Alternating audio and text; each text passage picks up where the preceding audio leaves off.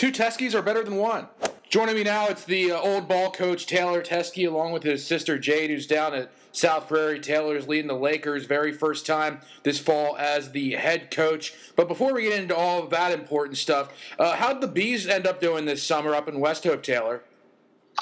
That went pretty well. That's been a summer job have been doing for probably about 10 years now, dating back to when I was even in high school. My dad's actually the manager out there, so it's something that I enjoy, something that I've grown accustomed to doing in the summers, and it's always nice to kind of spend time with your dad at that same time.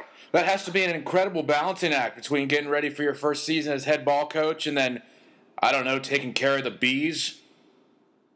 Yeah, well, that's the kind of the downfall to it is it's up in Westhope, so I kind of backpack home and stay at my parents' place in the summer just to do that job. But yeah, definitely added another thing to my plate here through the summer and just trying to prepare for the season. That's the end of my B knowledge and B segment of the interview. Talk about, you learned that from your dad. What about learning from Coach Johnson here as you took over the reins as being head coach? I mean, you were an assistant for a very long time, and how did you also, kind of put your own stamp on the team once you got started? Well, I'm very thankful for the time and opportunity I had to coach underneath Coach Johnson and just to be on his staff and just kind of watching as a young coach, just learning all the ins and outs of what goes into being a head coach. There's a lot more that goes into it than just the X's and O's that you see on a Friday night. There's a lot of things, fundraising for just one example, things like that. So I learned a lot just from observing and how he ran a program and how he dealt with different things and issues that would arise. So I'm thankful for that.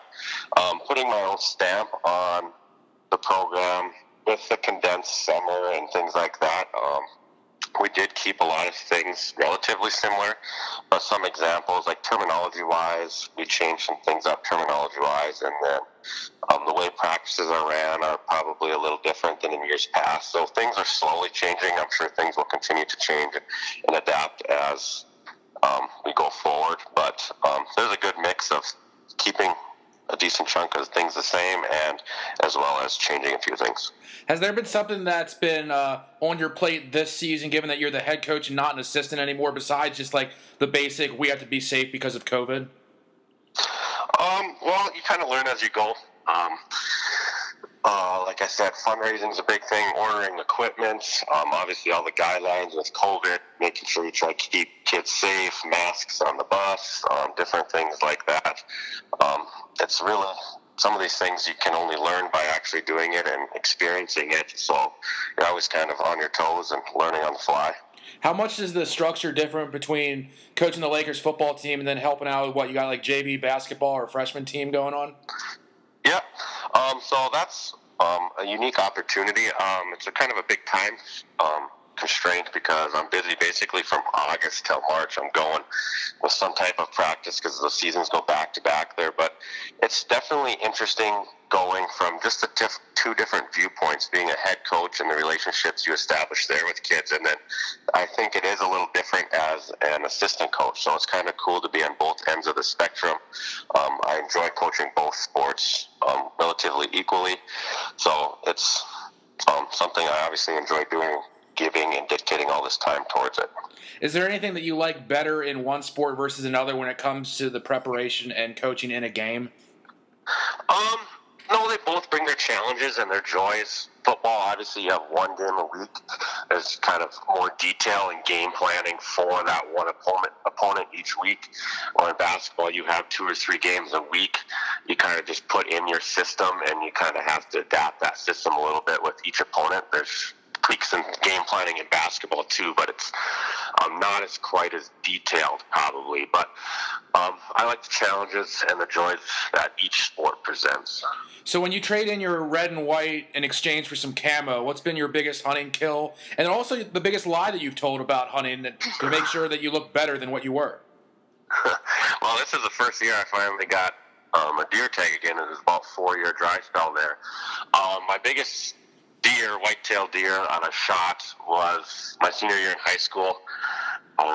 It scored about 168. It's a typical 6x6. I have a full head mount of it.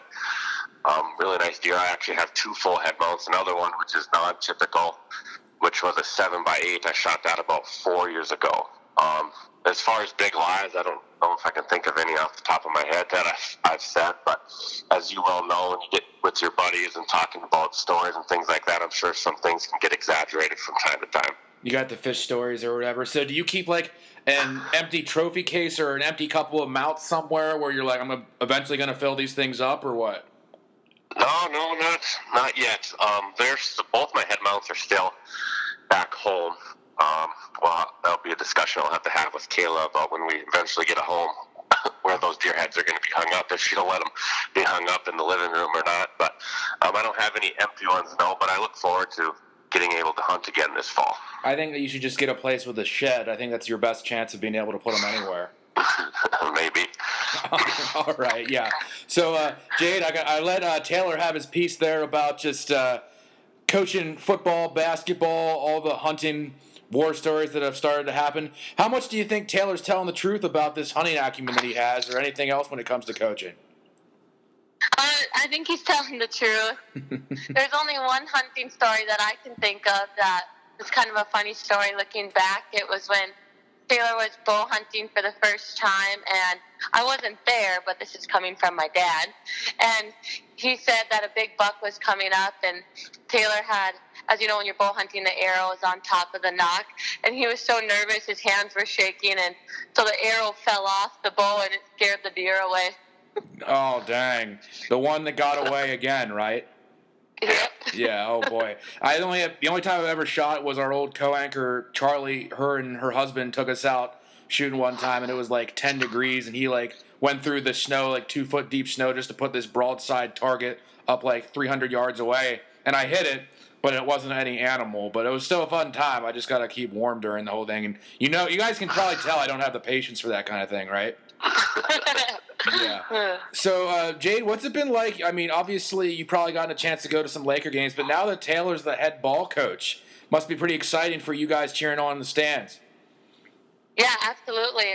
I've made it to quite a few games so far. It's kind of been awesome because I know football's been a passion of his basically his whole life, and so I've liked seeing him mold into his new position and show his leadership skills, and it's just been fun on the sideline supporting him along with my mom and Kayla and my grandma, and it's just fun seeing him in the new role.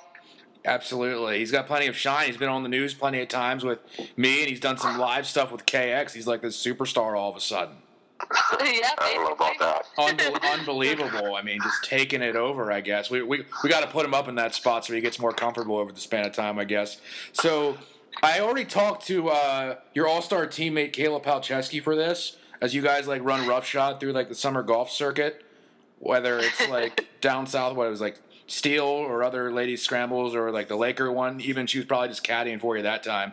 But tell me a little bit about some golf tips that you've been able to give Taylor, given that you're a better player than he is. I really like to share my secrets. I don't really give him any of my tips, but whenever we are out on the course, it is a fun little family competition against each other. Who comes out on top? I'll let both of you guys answer that.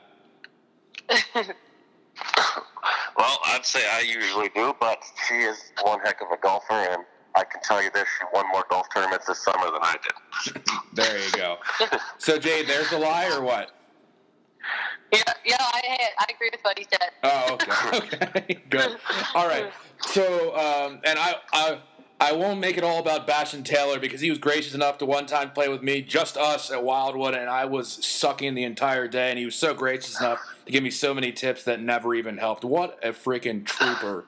So, I mean, I got to give it up to him for that. Also, Jade, how does it make you feel knowing that your friendship is maybe the best part for Kayla recently marrying Taylor? It feels pretty good. She truly is a sister I never had, so it's been awesome. I couldn't have picked a better girl for my brother, and so it's been awesome because it's nice having a sister and friend both in one, and we have a great time together, and so do Taylor and her, so it's a good combo.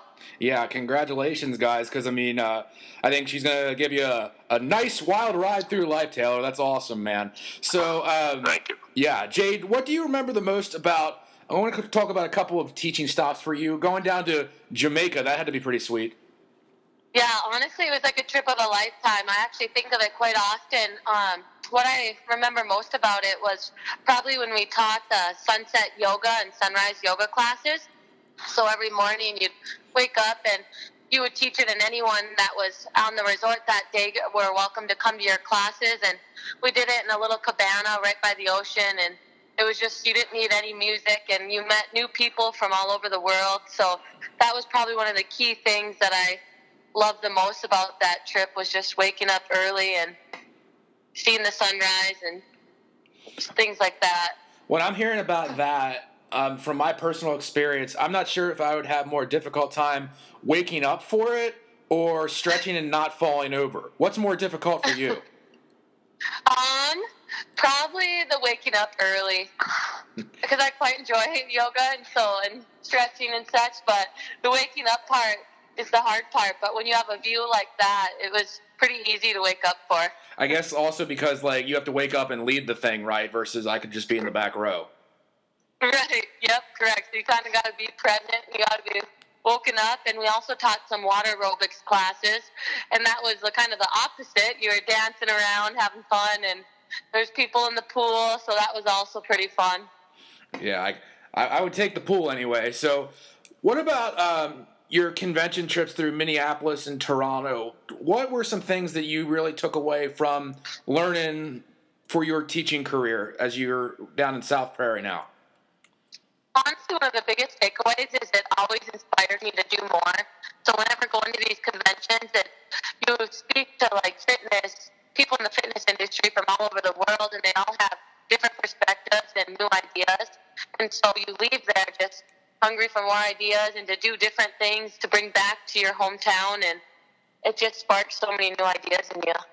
So when you're in Jamaica, Minneapolis, and Toronto, and you weren't doing like the teaching responsibilities or whatever, what did you really enjoy seeing when you got to explore around there? It was just cool seeing. I mean, each place was a little different, so we would try to take in any key tourist place that we thought of in our free time. But a lot of time on those trips, they had things offered to you from morning till night.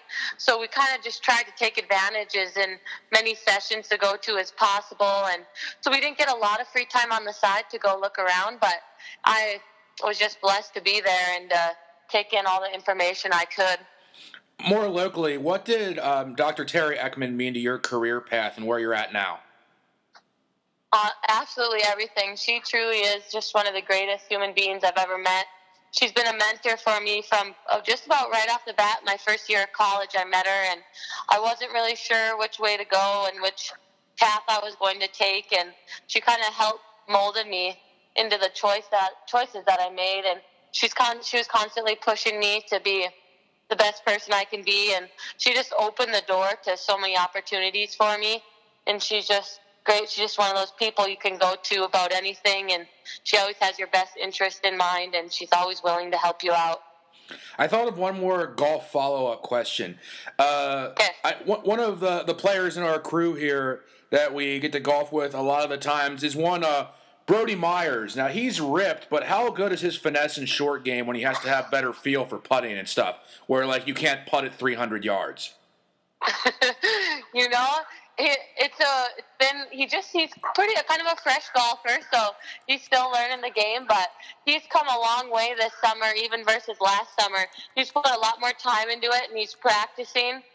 I know if you asked him, he'd say he needs a lot of practice on his putts, but he's been trying some different hand placements and trying to figure out what works best for him, so it's improving for sure. Yeah, I'm trying a lot of different things, and I don't know what the heck's going on even to this day. But it's a fun time at Wildwood or wherever. I just won't. I won't bet on myself to win anything quite yet. So that's what keeps us coming back. Hello, Jade. So you're with Phi Ed department down at South Prairie? Is that right? Yes, correct. Okay, cool. And then Taylor, obviously, his sports involvement is all these coaching stops. But then he's a history guy where I remember visiting with him a little bit during DLB book hand-in day or whatever, and he was going over his lesson plan, and his good buddy Aaron Casper was giving him grief about, great, same answer key for the next 25 years or whatever. And from the outset, if somebody understands that about a history class and somebody thinks that PE is just like playing the games, what would you guys say is the tougher subject to teach? I want to get both your takes on this. I guess I'll start. Yeah. Both, I think, probably present themselves challenges. I know right out of college, right after I got done student teaching, I took a long-term subbing job, and it was actually with Triad, and all I know is a couple months of teaching kindergarten PE made me realize that that's not something that I wanted to do. So I'm happy in my position. I enjoy teaching history, but I know and I understand the difficulty of teaching PE as well and keeping track of 40, 5, 6-year-olds running around in a gym. He's going to defer to Casper and Jade for that one, or what? Yeah, I'll have to defer to them. So my heart goes out to them on some days because I'm sure it's pretty chaotic. Jade, how do you keep your head on a swivel when you have all those crazy kids hanging out? It just takes some patience and some time, but I absolutely love it. And like Taylor said, I feel like both subjects are uniquely different, and they both have their challenges. But it just takes a little patience, but it's all worth it when you see the kids and you see how happy it is. A very rewarding job when you see that aha moment and when something clicks and they get it, and when you walk into a gym full of laughter and them running around, it's pretty enjoyable.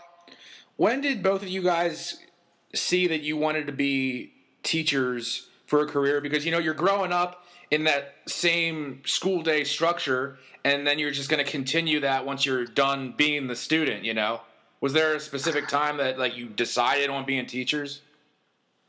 I guess I can lead off with this one too. My first year of college, I actually went to the core college at Botno, and my original plan wasn't to be a teacher. I was actually going to go into some type of wildlife biology. So that first year, I was taking a lot of wildlife classes because of my interest in the outdoors and hunting, all of that. I thought that would be something that I might enjoy doing. But then looking at it, I eventually made that decision. I don't remember a moment specifically or an event that maybe had that aha moment of why I did switch, but I know, obviously, I'm a big sports fan. Sports are a big part of my life. And then I just knew I would enjoy teaching, and coaching is easier if it's tied to teaching, so those two are kind of linked together. And just knowing a lot of my role models and kind of an important people in my life growing up were my coaches and teachers as well, and I wanted to kind of emulate that positive role model to others. Was that like that for you as well, Jade, or maybe something different? Yeah, it's pretty similar. I remember back in high school, one of my high school teachers had us do a little time capsule on where we'd see ourselves in 5 years, and mine was pretty accurate. I got it back. And I had wrote I wanted to be a kindergarten teacher, so I had it in mind for a long time, but it wasn't until I got to college and I started working at the wellness center, and I was teaching some group exercise classes, and I realized I loved teaching things, but I knew when I got older I wanted to work with either kids or senior citizens, and I thought, what better way to be able to teach kids to be active, and while you can still on the side work with different populations of people. And so I kind of, just through college, I always knew I had an idea that I wanted to teach something. Mm-hmm. So, Taylor, I asked Jade about Dr. Eckmann a little bit earlier. Did you have like one or two people that really steered you to where you are today? I guess, like you said, just like those coaches being role models to me, that was a big influence of me wanting to do that again for my students and my players. I didn't have one specific figure at the college that pushed me in that direction, but I had a lot of good professors that I enjoyed and that I learned a lot from, and that helped build my passion for history. But I guess I couldn't probably narrow it down to one specific person like the situation Jade had. Mm-hmm. So I think the most recent example of, I was down in South Prairie for a DLB South Prairie volleyball game. So do you guys ever get into it when DLB is going to be facing South Prairie and anything? Not too much. I always keep tabs on. I know Jade coaches Pee Wee basketball too. I didn't know if you knew that, Ben, or not, but so I keep track on and like to see. I don't ever really make it to many games, obviously, because it's going on right now when I'm busy with my own coaching. But I like to hear how she's doing and things like that. But as far as like rivalry or talking crap to each other, anything about that, not yet. Anyways, not saying that won't happen in the future, but. You ready for that, Jade, or what? Oh, yeah, I'm ready. All right. So I think I don't want to end it on too tough of COVID stuff, but I remember when I was doing the news, I was hitting up DLB in South Prairie with like how you guys were doing with virtual learning and everything. But now that kids are able to get back into school, I mean, how awesome has it been for you guys to maybe get some normalcy? I'll start with Jade. Okay, it's honestly been great. The kids are doing incredibly, and I think like going into it, everything was so uncertain. We weren't sure what. You just kind of take a day at a time. But the kids adapted so quickly. They put on their masks. We have a requirement of wearing masks on buses and in hallways, and they remind themselves, they remind each other to put them on. And I had to adapt some things in the gym and how we do things and be more spaced apart. And the kids are always so willing to help sanitize equipment after each class. And they just adapted really quickly, and it's going better than I could have asked. Mm-hmm. You miss everybody, Taylor? I could just echo that same stuff where I think it's great that kids are back in school. I think that's the best place for them. I think that's when learning can reach its maximum potential, is having the kids in the school. But it's really just you got to tip the cap to the kids. Kids are very resilient, and they've really taken all this on a fly with all these changes and things like that. And again, yes, it's good to see kids back and us trying to hold on to as much normalcy as we can. And I think things have went probably as smoothly as anybody could expect. We know things can change on a dime at any moment, but with sports, with school, just take it one day at a time and enjoy the opportunities we have right now and try to do better and get better. Yeah, and I can tell that your students or players, what have you, around the school or parents definitely value what you guys really put into these kids' lives every day, and just appreciate it and wish you the best as we keep riding her out. And good luck to Pee Wee basketball and Lakers football. Is that what we're calling it on? Yep. I think so. Thank you, Ben. Appreciate the interview and the opportunity and all the work you do as well out there in the Minot community. All right, thanks. That's Taylor and Jade Teske.